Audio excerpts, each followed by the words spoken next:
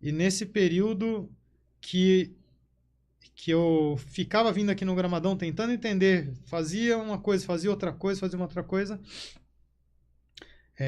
Acabou o relacionamento com a moça, né? E um dia eu falei assim, agora acabou o Gramadão. Acabou o Gramadão. Porque todo esse processo que eu tava, né? Eu conheci o Juninho nesse processo. Conheci o Juninho, a Alessandra, algumas pessoas, né? E eu falei, agora acabou o relacionamento, eu vou ter que ficar para São Paulo, não tenho como vir mais. E um dia eu dormi no posto de gasolina, aqui no posto do Gramadão. Eu tomei uma decisão. Passei essa noite, chorei bastante ali e tal. Falei assim, amanhã, que era o outro dia, eu falei, eu vou despedir de todo mundo porque eu não vou ver nunca mais eles na vida, né? Nunca mais vou ver eles. E acordei pela manhã lá, que é a vida, né? Era na estrada, no posto, e cheguei pro pastor Emerson, cheguei pro Juninho, cheguei pro pessoal, né? E falei, olha, foi muito bom conhecer vocês, mas acabou o meu tempo aqui. E nessa trajetória de vivendo, e acidentes, e vendo, e vivendo, e nessas tortices todas aí, nesse trajeto eu conheci uma moça, namorei com ela tal, né? E fiquei um período aqui, foi onde eu conheci o Gramadão. Né? Então, a minha vida era totalmente dissoluta mesmo, né? Embora a gente tivesse amigos, a gente tivesse família, o que a gente faz no oculto, a gente nunca quer mostrar, a gente não quer mostrar as nossas imperfeições. A nossa tortura. A gente não quer, eu não mostrava, mas tinha muitos traumas, tinha muitas coisas, embora tivesse um pai bom, uma mãe excelente, né? E tantas Cindeira, coisas. Vamos pra Silk? Isso? Vamos pro Silk, urgente. Quem é esse? Carol Vaz, Carolzinha. Aí Daniel Marquezine, esse Simba de fera. Uma das histórias muito doidas. Tem umas histórias muito doidas. Quando eu conheci essa moça, eu conheci a igreja, né? E o que me chamou a atenção? Com os meus traumas, eu não contava para ninguém. Eu não contava as alucinações que eu via. Então, eu fazia, era encrenqueiro. Você estava incomodado, vamos dizer, com a situação. Mas você vai fazer o quê? Não tinha o que fazer. Arrumava encrenca na estrada, arrumava encrenca com os carreteiros. Arrumava. Eu arrumava, sabe o que eu fazia? Quando eu arrumava encrenca com o carreteiro... Com uma Kombi, o cara arrumava encrenca com carreta... Pois o juízo zero. Mesmo, o que eu fazia? Eu passava eles, né? Depois assim que eu sabia quem era, porque eram pessoas conhecidas, que eu acabava conhecendo. Eu passava eles em um trecho da rodovia, encostava, deixava ele passar sem que ele me visse, e depois ia apagado atrás dele. Ia apagado atrás dele, e depois ficava passando ele apagado. E depois aparecia de novo. Então, não se faz uma coisa dessa. Entendeu? Juízo nenhum. Sempre. Concordo, viu, Hillary? Tá certinho, zero. E não foi... É que eu falei, foram muitas vezes. Então, algumas coisas que eu fazia... Aí eu via algumas coisas, né? Infelizmente, eu acabava vendo algumas alucinações, algumas partes que a gente... não tenho não tô tendo prazer de falar algumas coisas. Sim, mas são lembranças. São lembranças, são histórias, por isso as aventuras de Simbal Marujo. Mas, enfim, algumas coisas. E essa parte ruim que eu sentia, né? Eu não contava para ninguém, eu não abertava, encrenqueiro e tudo mais. Até que eu conheci a igreja Casa de Oração Filadélfia aqui, que é onde eu estou até hoje. Né? E eu não estou pregando a igreja de Casa de Oração ou uma denominação. O que eu estou tentando trazer aqui é o conhecimento de Deus aonde a pessoa esteja. O respeito tem que ser em todo. O respeito nessa igrejinha, nessa... Esse que é o Benilton? Benilton. Tava lá, ó, bigodão. Benilton, Entendeu? Hoje a minha amizade é muito grande, eu tenho muito respeito e amizade com todos. Católicos, qualquer denominação, né? Congregação. Boas pessoas, né? Hoje eu tava falando com o pessoal que tá indo na Romaria para Iguape, lá, os pessoal que estão fazendo cavalgado. Tenho muito respeito, amo a todos. Cara, converso com todos de igual par. Primeiro, eu acho que a maioria das pessoas nem sabe que eu sou pastor. Não sabem, eu não me identifico como pastor, não me identifico... O velho Nirdinho te colocou no tento. Nerdo pastor. E voltando nesse assunto, assim, a necessidade de Deus aonde quer que a pessoa esteja. Ô louco, Simbad, como assim a Fia fala isso? O que a Fia falou? Eu lembro do Simbad quando ele chegou, eu tinha medo dele, ô louco, você era um monstro, velho. Não agradava muito. Não agradava muito. Eu assustava criancinhas. De verdade. Assustava, eu tinha prazer. E esse processo aí, Simbad, de conversão, foi durante esse tempo, esse processo aí depois? Nesse período, que quando, no caso, eu conheci a igreja, né, eu vinha forçado à igreja, na verdade, essa era a questão. Eu precisei vir forçado à igreja e eu começava a escutar. Então, para que pudesse entender, embora você conhecesse alguma coisa de Deus, eu não tinha nada de Deus. Então eu não entendia. Fala assim, você cresceu com uma orientação do pai e da mãe numa igreja tal, sim, mas eu não tinha isso. Eu não consegui conviver com isso. Então eu não entendia o que era tecnicamente Cristo, o que era Deus. Por que Deus? Por que Pai? Por que Filho? O que dentro da visão do rock que eu curtia na época, o que eu entendia na visão death metal, black metal, era sempre a visão satanista. Sempre. Essa é a realidade, que muitos talvez não sabem, então, né? Essa é a realidade que eu vivia, era de anjos escravizados, sempre Satanás como o rei do reino. Sempre, sempre, sempre. É uma realidade que não pode ser mudada. E nem por isso eu estou falando dos meus amigos que curtem o que eles quiserem curtir. Tá entendendo? Nós vamos chegar numa parte aí importante, né, mais para frente, do que eu gosto, do que eu não gosto, que isso é de mim. Mas a parte que me cabia, a parte que eu gostava era o satanismo. Essa era a parte que eu gostava, né? E nesse período de eu entrar dentro de uma igreja, eu não sabia o que era uma igreja evangélica. Eu não sabia o que era uma igreja evangélica, ponto. Tinha noção nenhuma. Não tinha então, noção. Esse processo de conversão de roqueiro para pastor foi uma coisa muito inesperada. Não, pastor é um negócio muito para frente, né? Sim. Mas essa transição de não saber o que era, falar, eu vou. O que é isso? Vou lá ver o que era. Não queria ir, mas eu vim. Então, tomei até um chacoalha do pastor Leonildo, realmente. Né? Isso é real. Tomei um zerg dele. Né? Mas uma coisa que aconteceu foi que o meu pastor hoje, meu líder, meu pastor Emerson, na época evangelista, né? Ele foi usado por Deus para falar coisas que eu não contava para ninguém. É o que estava lá dentro.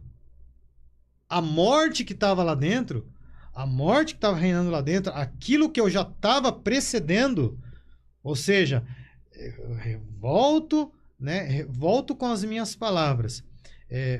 Hoje é muito bonito você ver uma pessoa no Facebook, no Insta, e você sempre vê a melhor foto. Sempre a melhor família, as melhores viagens. Tudo perfeito. Um carro bom, a casa bonita. Mas só mostra o bonito, bem. Queridão, só mostra o bonito, o chique. Né? E aquilo que é podre, a sujeira, escondido. a vergonha, isso ninguém gosta de mostrar. Essa é a real. Isso é real. E eu também não gostava de mostrar a minha sujeira e as pessoas não sabiam. Até que esse meu pastor Emerson, que é o meu pastor hoje, meu líder hoje, né?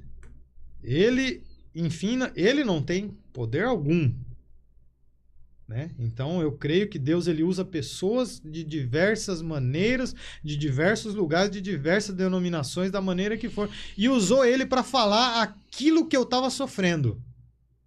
Aquela dor que eu tinha, aquela morte que eu tinha, aquela sujeira que eu tinha, ela foi desmascarada, ou seja, aí eu fiquei cabreiro. Eu falei assim, como pode? Porque eu não contei pra ninguém. Ninguém sabe. Ninguém sabe. A dor é minha, a sujeira é minha, sabe, a tristeza é minha, a alucinação é minha, o que eu vejo, o mal que eu vejo, sou eu que vejo. Sim. Como ele sabe? Aí isso me intrigou. Isso me intrigou porque não entendia. Não tinha nenhuma ideia do que era igreja. Nenhum vínculo com ele também? Não conhecia ele, não tinha nenhum vínculo. Não me agradava de estar ali. Não estava ali porque eu queria, né? Tava meio que forçado ali, né? Então, aí isso me intrigou muito. Isso ficou na minha cabeça. Quem contou para ele? Como ele sabe? Eu não entendia que não era ele a pessoa que sabia, mas que era Deus que sabia. É diferente. Eu não sei o que se passa dentro da mente do Júlio, nem da mente do Júnior, nem da mente da minha esposa. De quem está aí assistindo, a gente não tem como. Eu não sei o que passa na sua cabeça. Deus sabe. Ele sabe, conhece tudo. Antes mesmo de você pensar, ele já sabe o que você vai Antes de falar, amigo. Isso me intrigou.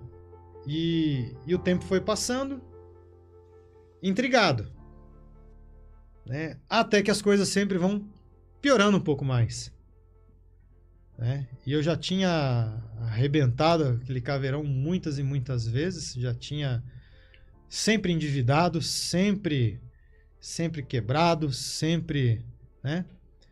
E até que na descida fatídica ali em Araçoiaba da Serra, a coisa mudou. Eu estava vindo de Votorantim para cá, e na época até com a namorada que tava, né, com a moça, e eu vim atrás de um Fusca marrom, cara. Esse Fusca marrom, porque hoje as estradas são muito belas. Antigamente, como eu disse, era aquela estrada dupla faixa simples divina. Cara, eu bati lá de Sorocaba até a subida de Araçoiaba atrás desse Fusca, que era aquela fila, cara. Aquela fila. E a combosa carregada pesada. E eu consegui passar esse Fusca, cara. Falei, graças a Deus, passei, agora vou embora. Só que quando chegou na subida, o Fusca me passou de novo, cara. Falei, não acredito, cara. Esse Fusca me passou, ele vai me enrolar até Itapetininga agora, cara. Começou a gerar um estresse. Cara, juízo sempre zero. Juízo sempre zero. Quem conhece, quem vive aí no trecho, né? Quem conhece o trecho de Sorocaba pra cá, passa Sorocaba, Araçoiaba, sobe ali a serrinha. A hora que tem aquele... No topo, no alto, que começa a descer, tem um radar. Sim. Eu falei, é aqui que eu vou passar ele, cara. Puxei a combosa uns 100 por hora, que ela não ia, né? Mas a hora que ela embalou... porque ela era pesada. Ela era pesada. É aqui que eu vou passar, cara. Na curva. Sem visão nenhuma de quem tava subindo ali. Aí na curva foi onde eu encontrei. Um Transpen subindo na segunda faixa, um outro carro, eu ia dar de frente. Nossa. Ia dar de frente com esse. De frente. Aí até hoje lá, aproximadamente, cara, acho que talvez uns 2 anos, eu parei lá com meu amigo Fausto. Meu amigo Fausto e minha amiga Adriana. Adriana Milanese, Fausto Milanese, estávamos indo para São Paulo. Eu parei nesse coqueiro. Tava indo levar o Caveirão embora. Tínhamos duas peruas, né? Era a Caveirinha e o Caveirão. Caveirinha foi pro Rio Grande do Sul e o Caveirão foi para Apuá. Vendi ela. Eu parei essa perua lá. Falei, tá vendo esse coqueiro aqui? Tá vendo esse coqueiro aqui? Na descida tem uns coqueirão bem grande. Foi aqui. Aqui eu virei ali, capotei a perua para não dar de frente com o Transpen. Ali foi tudo. Sem cinto, sem nada. Não aconteceu nada comigo. A perua perdeu. Caveirão, pela sua 20ª, 30ª, ali ela virou. Aí eu trabalhava na transportadora FGT. Eu tava levando... Pra você ter uma ideia como era antigamente, o pessoal não imagina. Videocassete. Alguém sabe o que é videocassete, pelo amor de Deus? O videocassete era vendido em consórcio. Eu entregava coisas de consórcio, pra você ter uma ideia como que era, cara. Videocassete, lavadora de louça, fogão, geladeira, tudo dentro da Combosa. Medicamento veterinário, medicamento de farmácia. Então era até a nuca, a gente fala até a nuca, entupida. Só ficou a geladeira dentro. Foi tudo pra fora, cara. Tudo. E ali como diz ali, meu mundo caiu. Ali. Aí ali começou. Né? Então eu tô resumindo muita coisa assim, mas ali começou. Quando eu virei tudo aquilo ali e eu saí fora, eu saí de dentro, tô sempre tocando um rockão, saí de dentro, o rockão tocando lá, negócio tudo esbagaçado, aquele monte de gente vindo, eu saí de dentro, dos vidros, de tudo esbagaçado, olhei a estrada, tudo na estrada, né? Um acidente sempre é feio de ver. Um monte de gente já veio, já virou a perua que tava de ponta cabeça tudo moído. Olhei ali e falei, agora acabou. Agora eu acho que... Hora de mudar de vida de verdade. Não, mas eu não sabia ainda. Então eu falei, agora eu acho que acabou, na verdade. Eu falei assim. Eu tava no processo de saber ainda de entender o que acontecia, porque eu tô falando um resumo de meses. Você não conseguia nem entender o que estava acontecendo ali. Eu tô falando um resumo de meses, entendeu? De ficar pensando o que aconteceu, né? E agora? Eu fui levado por um casal, porque esbagaçou. Não tinha nem como ir. Lembra o telefone? Falei, e agora? O que eu vou falar pro meu pai? Pela 40ª, 50ª? O que eu vou falar pro meu pai agora? Qual é a justificativa, Qual seria, né? E peguei, não tinha, nunca tive dinheiro, não tinha nada, sempre a situação foi difícil. E fui de carona. O casal me levou, então eu vou levar na sua casa. Me levaram para casa. Eles nem era de muito, era de longe, né? Mas um casal me levou lá. E eu falei, onde você mora aqui? E eles eram católicos, tá? E eles foram me aconselhando. Por isso que eu falo, a gente tem que ter respeito independente, né? Tem muita gente boa em todas as denominações. Isso aí, ó. O pessoal tá no meu coração, cara. Isso aí pode ser de onde for, cara. Respeito é tudo. E esse casal me levou e eles foram falando pra mim de Deus. Cara, Deus tem uma coisa na sua vida, cara, tal, né? Só que a gente não entendia mais. Eu falei, cara, e agora? Não é a primeira, não é a segunda vez, não é a terceira vez, cara. E eu lembro que eu cheguei nesse apartamento, lá no prédio, cara, era uma noite de calor. Então eram 40 apartamentos, certo? E a gente conhecia o prédio ali, todo mundo do prédio, o pessoal viu, eu cheguei de cabeça abaixo, esse casal me deixou lá, sem nada, sem nada, né? Cheguei, o que eu tinha só? Era só o cabelo e a roupinha preta, mais nada. Cheguei lá, passei por todo mundo, turma tava na entrada lá, aquele calorzão, né? Que a turma não fica dentro de casa. E aí, Simba, beleza, tal, jóia. Passei cabisbaixo, subi os 3 andares da escada, né? Os 3.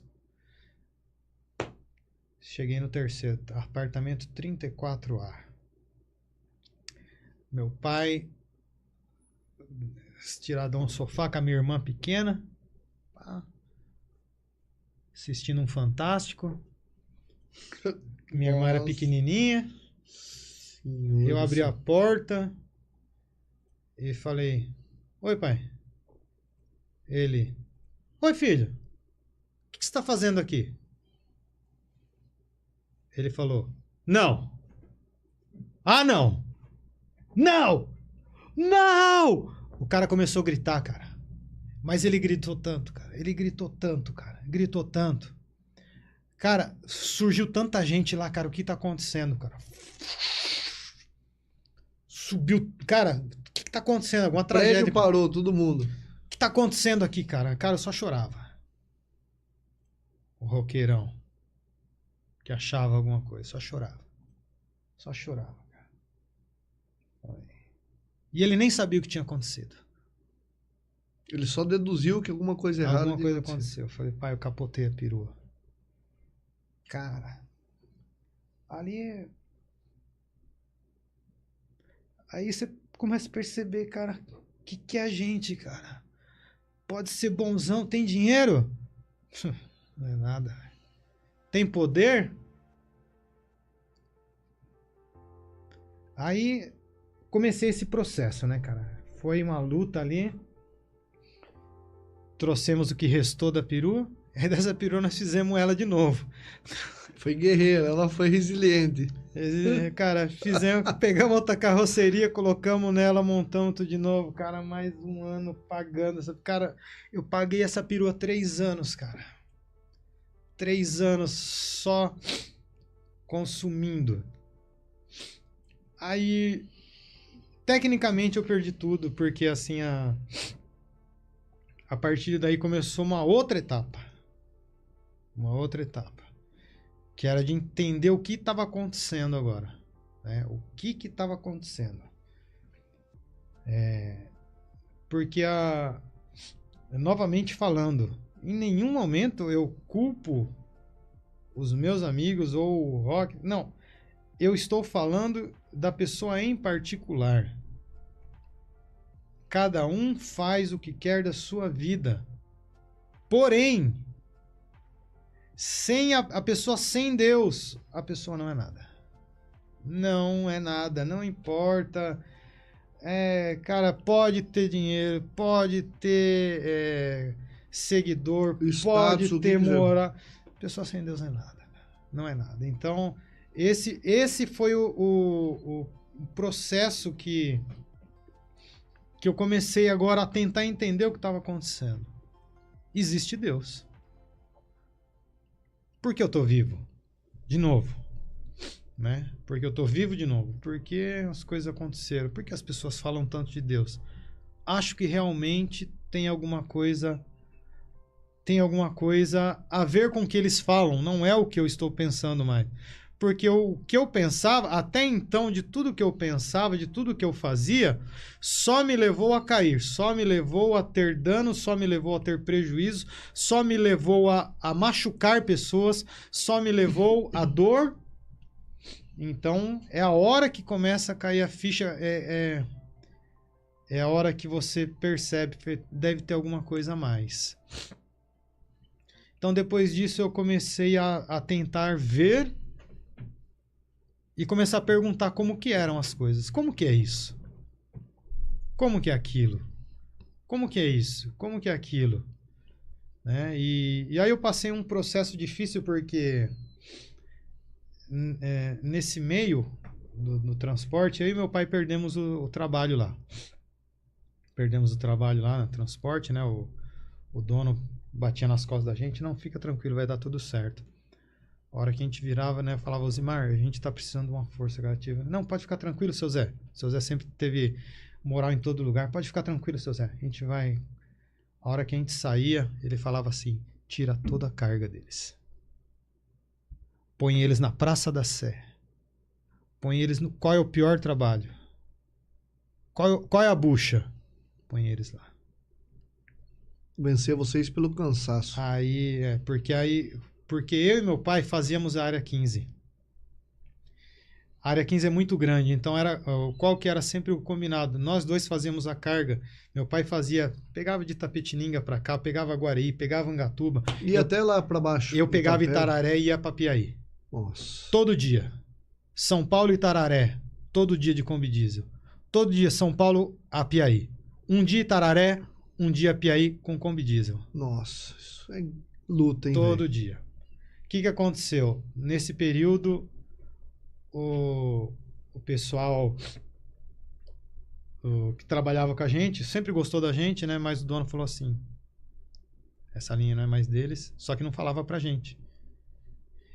E, consequentemente, colocava a carga nos outros. Os caras queriam morrer, cara. Falei, não, cara. Cara, era o terror. Falei, cara, lá não.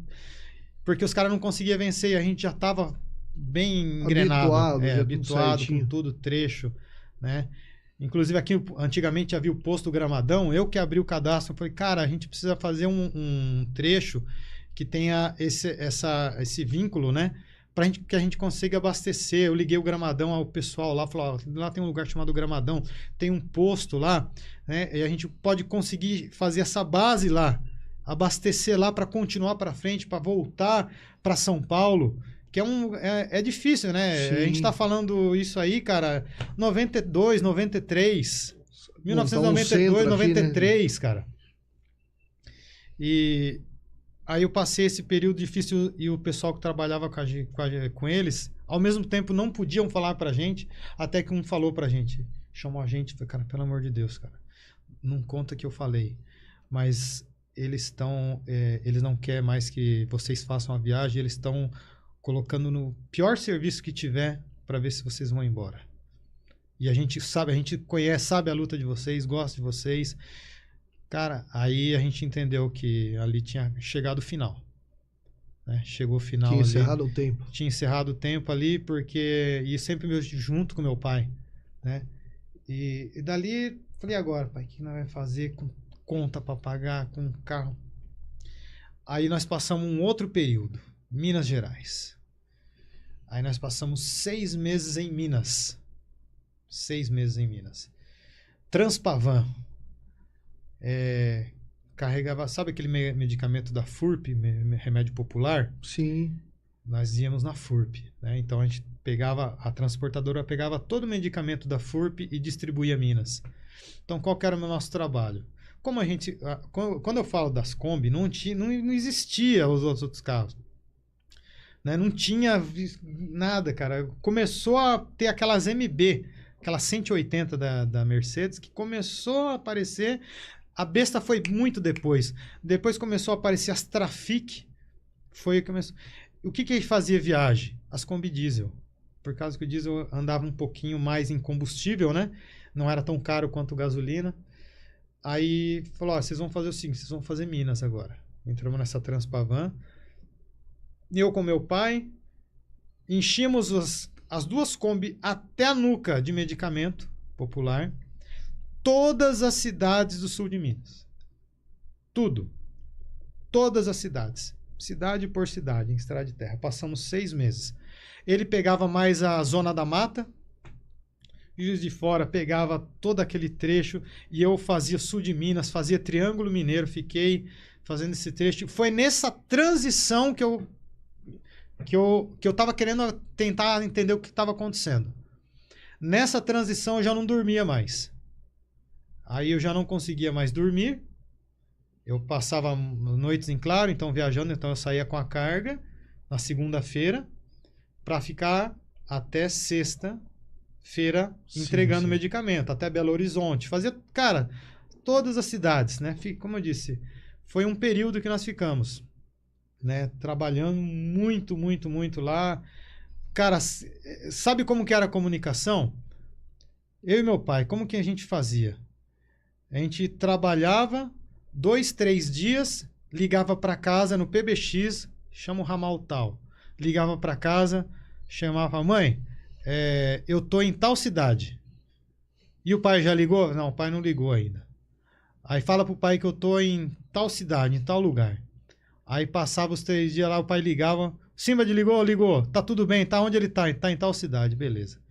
Né? Nessa transição, tentando entender o que estava acontecendo ainda tentando acontecer, tentando entender o que estava aquilo. Eu já não dormia mais, aí eu viajava de noite, andava e aí eu comecei a correr para vir pro Gramadão. Eu fazia Minas e para tentar entender, eu corria pro Gramadão. Vinha aqui e chegava até as pessoas, né? Tentava entender como que é isso, como que é aquilo, né? Mas por que Deus age assim? Como que Deus é isso? Como que faz aquilo, né? É difícil a gente hoje o esclarecimento que nós temos hoje como cristãos é uma coisa, mas para quem não tem, cara, tudo é novo, tudo, mas não dá para entender, cara, mas é assim. Parece loucura, né? E eu começava a correr, fazer o trabalho em Minas para vir antes pro Gramadão para tentar entender. Eu fiquei nesse período, né? Até que não deu mais certo também, é muito desgastante demais esse período em Minas, né? E nesse período que eu ficava vindo aqui no Gramadão tentando entender, fazia uma coisa, fazia outra coisa, fazia uma outra coisa. Acabou o relacionamento com a moça, né? E um dia eu falei assim, agora acabou o Gramadão. Acabou o Gramadão. Porque todo esse processo que eu tava, né? Eu conheci o Juninho nesse processo. Conheci o Juninho, a Alessandra, algumas pessoas, né? E eu falei, agora acabou o relacionamento, eu vou ter que ficar para São Paulo, não tenho como vir mais. E um dia eu dormi no posto de gasolina, aqui no posto do Gramadão. Eu tomei uma decisão. Passei essa noite, chorei bastante ali e tal. Falei assim, amanhã, que era o outro dia, eu falei, eu vou despedir de todo mundo porque eu não vou ver nunca mais eles na vida, né? Nunca mais vou ver eles. E acordei pela manhã lá, que é a vida, né? Era na estrada, no posto, e cheguei pro pastor Emerson, cheguei pro Juninho, cheguei pro pessoal, né? E falei, olha, foi muito bom conhecer vocês, mas acabou o meu tempo aqui e eu, né, vou embora para São Paulo. Coração apertado? Porque eu estava ainda no processo. Eu ainda estava no processo. Familiarizando ainda. Eu estava familiarizando, eu estava tentando entender o que acontecia, o porquê das coisas. Né? E quando eu vim despedir do pessoal, todo mundo falou, não, cara, não é assim não. Aí me abraçaram. Falei, não, cara, por quê? Você não, você vai ficar na minha casa. Falei, não, cara, mas não, você vai ficar aqui. Então começaram a me acolher. Esses dias eu encontrei com o Gerson na farmácia do Ventura ali, no Bruno. Eu falei, esse cara aqui, ó, me deu pouso na casa dele, pai do Juninho. Gerson é gente boa, velho. Me deu pouso na casa dele. Pastor Emerson me abraçou, pastor Leonildo me abraçou. Uma pessoa que me abraçou demais, cara, Neia e Joaquim. Professor Joaquim, Neia. Bicho. Sabe, me colocaram para dormir na casa deles e eu pensava nisso. Eu ficava pensando, como pode alguém colocar um desconhecido para dormir na casa deles? Doutora Lisandra, se estiver me vendo, Lisandra veterinária, era nenezinha de colo. E eu falava assim, esses caras são loucos. Essa turma é doido, cara. Como que põe alguém para dormir na casa deles com criança? Podia ser um mau caráter, podia ser qualquer coisa. Me abraçaram. Não tem nem o que falar, cara. A gratidão. Entendeu? A gente chora porque... Marca, né? Falei que não queria chorar aqui. Agora eu tô muito chorão. Mas a gratidão, cara. É o momento... Então, quando me abraçaram e falaram, cara, não, você vai... Cara, agora aqui você tem uma família, né? É basicamente isso. E por isso que eu amo esse pessoal, cara. Entendeu? Mas foi um período difícil ainda. E eu fui para São Paulo, agora já com uma outra visão, me abraçaram e lá eu comecei a rever algumas pessoas, né, e algumas até do rock mesmo que já haviam se convertido lá e me levaram para uma igreja. Fui para a igreja Pentecostal Formosa e lá conheci o pastor Ostílio Xavier, que fez meu casamento. Porque eu me converti basicamente aqui, mas eu me batizei lá, Parque Ecológico do Tietê, um parque lá. Fizeram um apelo, comecei na igreja com a moça que até namorei com ela lá, era amiga nossa do rock, e depois eu acabei namorando com ela um tempo ali naquele período onde eu conheci o pessoal da igreja, me abraçaram lá também, e lá eu me batizei. E quando eu comecei a vir pro Gramadão, eu já com o cabelo cortado, falei, agora eu sou batizado, né? Era uma nova pessoa. E ali uma coisa que eu falo até hoje nos lugares, eu fiquei bobo. Como que fala? Aquela falta de juízo que eu tinha, sabe? Aquela encrenquice que eu era, né? O achismo que eu tinha que eu era alguma coisa já não tinha mais. Ali eu fiquei um bobo. Bobo por quê? No bom sentido. Porque eu fiquei inocente. Eu cortei o cabelo, fiquei vendo Você perdeu aquela identidade anterior, Perdi né? a identidade. Foi essa transição, né, que eu comecei a entender as coisas e as coisas começaram a andar. Então, de tudo que eu vinha